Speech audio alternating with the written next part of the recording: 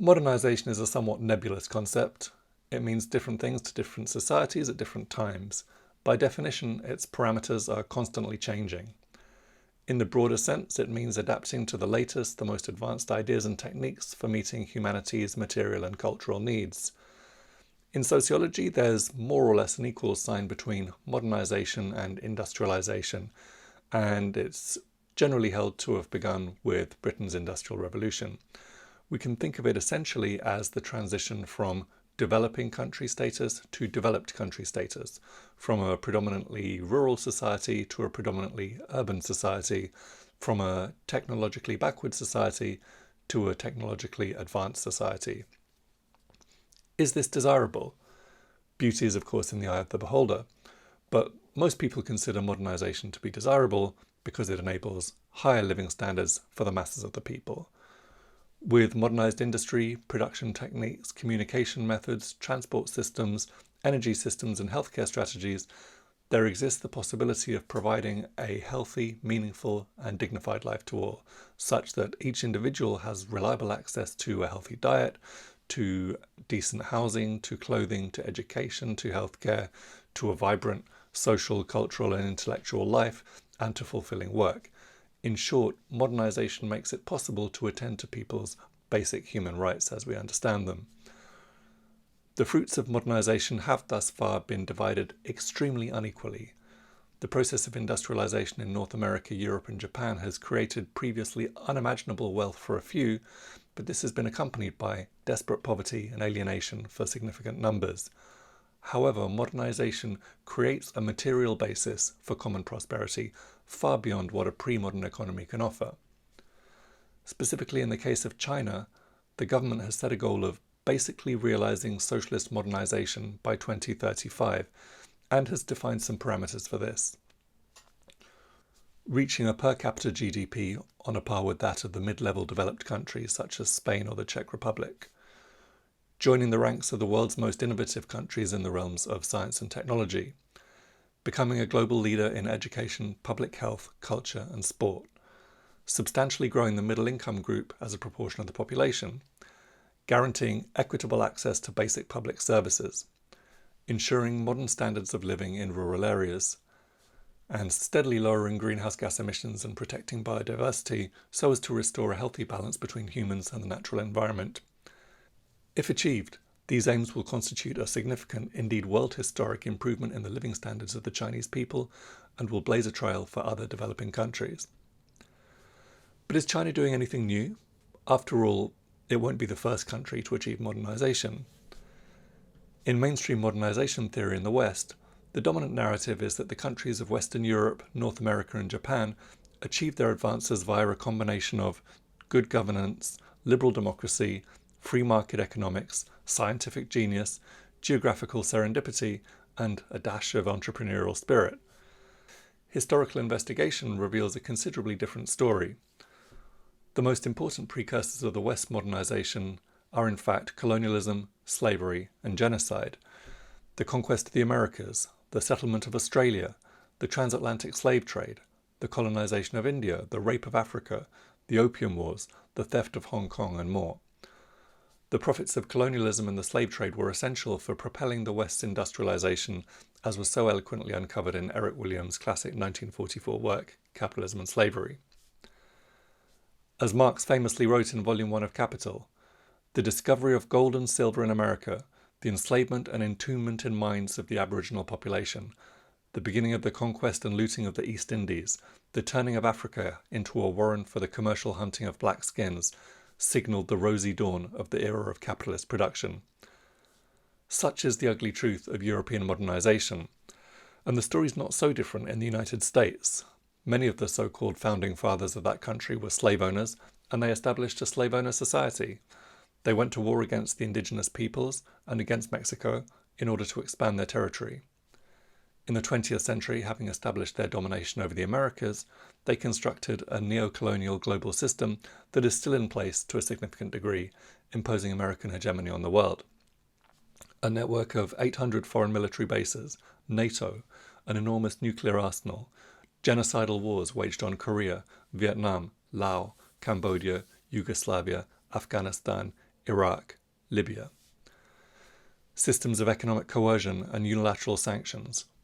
Proxy wars, coups, regime change projects, destabilization. This is the global system of violence that has facilitated and accompanied North American modernization. Japan's rapid rise was facilitated first by its brutal expansionist project in East Asia, particularly Korea and China, and then through adaptation to and integration with the US-led imperialist system, the much vaunted rules-based international order. South Korea, Singapore, and Taiwan province constitute the small handful of non-imperialist territories that have been able to achieve modernization, but these are special cases.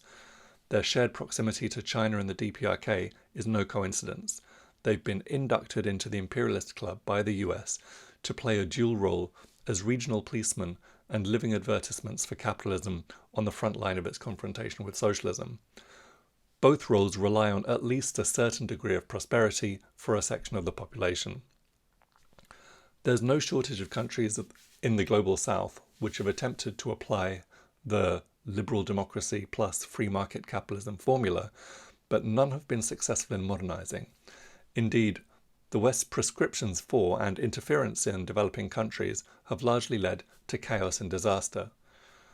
The contrast between the West's success in modernizing and the global South's failure has fed into a largely unspoken but widespread and pernicious racism, an assumption that white people are somehow inherently more advanced than everyone else.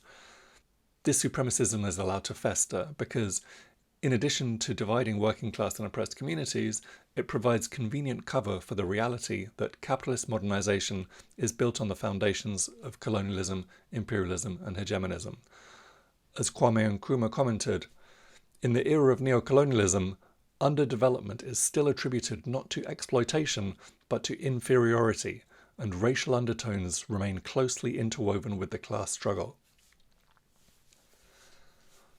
China's journey towards modernization starts in 1949 with the founding of the People's Republic, the early construction of socialist industry, land reform, and the extirpation of feudalism and the landowning class, and the provision of at least basic levels of education and healthcare services to the whole population.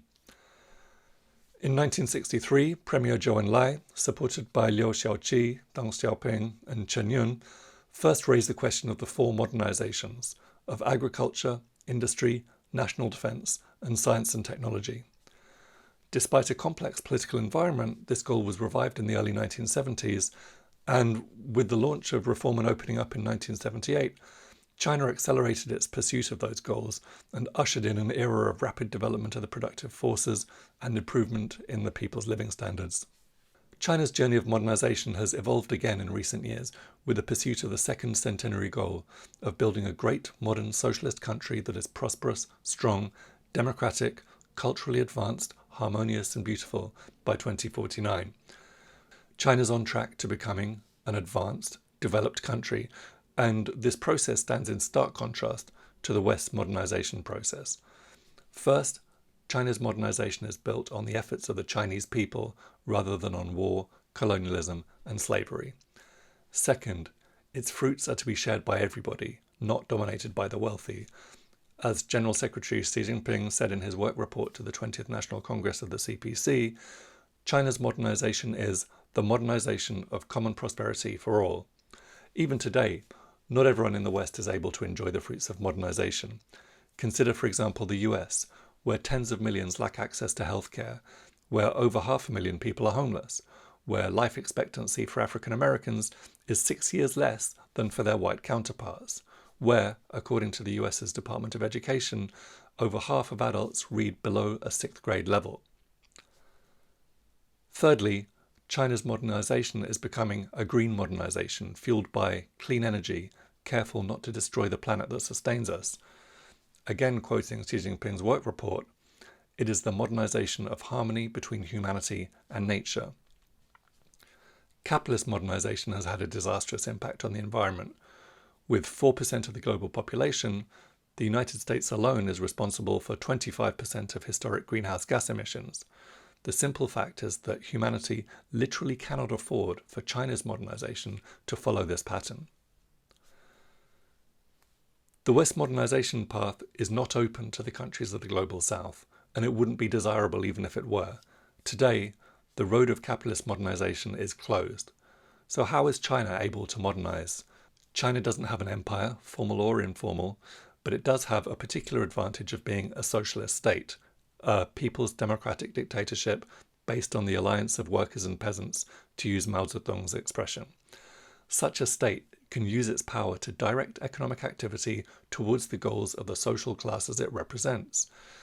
Thus, the specificities of China's modernization, the commitment to common prosperity, to ending poverty and underdevelopment, to preventing climate collapse and to peaceful development, are a function of China's political system, its revolutionary history, and the leadership of the CPC. At a meeting of the Chinese Academy of Sciences in 2016, Xi Jinping made this point very succinctly. Our greatest strength lies in our socialist system, which enables us to pool resources in a major mission. This is the key to our success. Or as Deng Xiaoping famously commented in 1984, the superiority of the socialist system is demonstrated in the final analysis by faster and greater development of the productive forces than under the capitalist system. In a world still largely dominated by capitalism and an intellectual world still dominated by bourgeois ideology, it's easy to forget this system's fundamental and irreconcilable contradictions, which Marx identified with such clarity and such profundity 150 years ago, contradictions which lead inexorably to inefficiency, stagnation, and crisis. A political economy directed at the production of exchange values rather than use values can never result in common prosperity. In China, on the other hand, the capitalist class is not the ruling class and is therefore not able to direct the country's resources according to its own prerogatives. At the top level, resources are allocated by the state in accordance with long-term planning carried out by and in the interests of the people. This is what is enabling a new type of modernization, which is blazing a trail for socialist and developing countries the world over. The fruits of this process are being shared with the world via mechanisms such as the Belt and Road Initiative and the Global Development Initiative, which are creating a path for the countries of the Global South to break out of underdevelopment, even where they lack China's resources and political advantages. As such, China's evolving modernization has great historical significance and offers valuable lessons for the world. It's an embodiment of historical materialism in the current era. Capitalism has long since exhausted its ability to fundamentally drive human progress, and therefore the future lies with socialism.